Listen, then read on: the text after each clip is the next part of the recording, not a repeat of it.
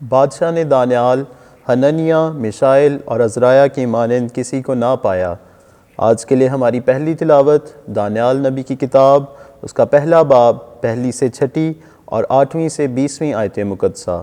اس وقت شاہ یہودہ یویاکیم کے عہد سلطنت کے 3 سال میں شاہ بابل نبوکت نظر یروشلم پر چڑھ آیا اور اس کا محاصرہ کر لیا، اور خداوند نے شاہ یہودہ یویاکیم کو اور خدا کے گھر کے بعض ظروف کو اس کے ہاتھ میں کر دیا، تو وہ ان کو شنار کی سرزمین میں اپنے معبود کے گھر میں لے گیا اور ظروف کو اپنے معبود کے خزانے میں داخل کر دیا۔ اور بادشاہ نے اپنے خواجہ سراؤں کے سردار اشفنس کو حکم دیا کہ بنی اسرائیل میں سے یعنی شاہی نسل اور شرفا میں سے بعض کو حاضر کرے، ہاں ایسے نوجوانوں کو جن میں کوئی عیب نہ ہو، خوبصورت اور تمام حکمت میں ہنرمند اور علم میں ماہر اور ہر طرح سے دانشور، جن میں یہ لیاقت ہو کہ شاہی قصر میں خدمت کے لیے حاضر رہیں، اور وہ ان کو کلدانیوں کی طرز کتابت اور ان کی زبان کی تعلیم دے۔ اور بادشاہ نے ان کے لیے شاہی خوراک اور اپنے پینے کی مے میں سے روزانہ رسد مقرر کر دی کہ یوں وہ 3 سال تک پرورش پاتے رہیں، اور اس عرصے کے اختتام پر وہ بادشاہ کے حضور حاضر ہوں۔ پس ان کے درمیان بنی یہودہ میں سے دانیال اور حننیہ اور میشائیل اور عزرایہ تھے، اور دانیال نے اپنے دل میں ارادہ کیا کہ اپنے آپ کو شاہی خوراک سے اور اس کے پینے کی مے سے ناپاک نہ کرے، اور اس نے خواجہ سراؤں کے سردار سے عرض کی کہ میں اپنے آپ کو ناپاک کرنے سے معذور رکھا جاؤں، اور خدا نے دانیال کو خواجہ سراؤں کے سردار کی نگاہ میں مقبول اور محبوب ٹھہرایا۔ تو خواجہ سراؤں کے سردار نے دانیال سے کہا کہ میں اپنے آقا بادشاہ سے ڈرتا ہوں، جس نے تمہارے لیے کھانا اور پینا مقرر کیا ہے۔ اگر وہ تمہارے چہروں کو تمہارے ہم عمر جوانوں سے دبلا دیکھے گا تو تم میرے سر کو بادشاہ کے سامنے خطرے میں ڈال دو گے۔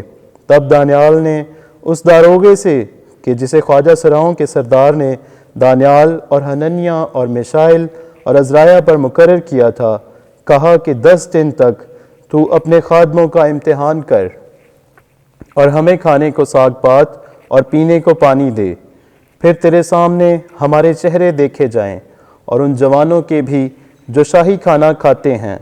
تب جیسا تو مناسب سمجھے اپنے خادموں سے ویسا ہی سلوک کرنا۔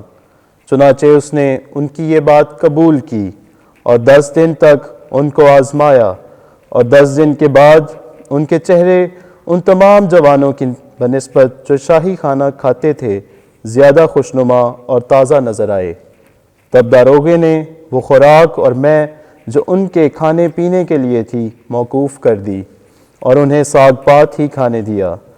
اور خدا نے ان 4 نوجوانوں کو ہر طرح کی کتابت میں معرفت اور مہارت عطا کی اور ان کو حکمت بخشی، اور علاوہ اس کے اس نے دانیال کو ہر طرح کے رویا اور خواب میں بھی فہم بخشا۔ اور جب بادشاہ کے حکم کے مطابق ان کے حاضر ہونے تک کے دن تمام ہو گئے تو خواجہ سراؤں کے سردار نے ان کو نبوکت نصر کے سامنے حاضر کیا، اور بادشاہ نے ان سے گفتگو کی، تو ان سب میں سے اس نے دانیال اور حننیہ اور میشائیل اور عزرایہ کی مانند کسی کو نہ پایا۔ اس لیے وہ بادشاہ کے سامنے کھڑے رہنے لگے، اور حکمت اور دانشمندی کی ہر بات میں جس کی بابت بادشاہ نے ان سے پوچھا، ان کو اپنی تمام مملکت کے سب جادوگروں اور نجومیوں سے 10 درجے بڑھ کر پایا۔ پاک کلام کے پڑھے اور سنے جانے پر خداوند کی برکت ہو۔ زبور دانیال کی کتاب 3 باب، جماعتی جواب۔ ابدالباد تک تیرا جلال اور تیری ستائش ہو۔ اے خداوند ہمارے باپ دادا کے خدا، تو مبارک ہے اور ابد تک ممدوح اور موصوف ہے۔ تیرا نام جلیل و مقدس مبارک ہے اور ابدالباد تک ممدوح اور موصوف ہے۔ جماعتی جواب۔ ابدالباد تک تیرا جلال اور تیری ستائش ہو۔ تو اپنے جلال مقدس کی ہیکل میں مبارک ہے اور ابد تک مموت اور اجل ہے۔ جماعتی جواب۔ ابدالباد تک تیرا جلال اور تیری ستائش ہو۔ تو جو گہراؤں پر نظر کرتا ہے تو مبارک ہے اور ابد تک محمود اور موصوف ہے۔ جماعتی جواب: ابدالباد تک تیرا جلال اور تیری ستائش ہو۔ تو جو آسمان کی فضا میں مبارک ہے اور ابد تک محمود اور جلیل ہے۔ جماعتی جواب: ابدالباد تک تیرا جلال اور تیری ستائش ہو۔ خداوند آپ کے ساتھ ہو۔ انجیل مقدس لوکا کے مطابق اے خداوند تیری تمجید ہو۔ 21واں باب پہلی آیت سے چوتھی آیت تک۔ یسوع نے ایک کنگال بیوہ کو خزانے میں 2 پیسے ڈالتے دیکھا۔ اس وقت یسوع نے آنکھ اٹھا کر ان دولت مندوں کو دیکھا جو اپنی نظریں خزانے میں ڈالتے تھے، اور ایک کنگال بیوہ کو بھی اس میں 2 پیسے ڈالتے دیکھا۔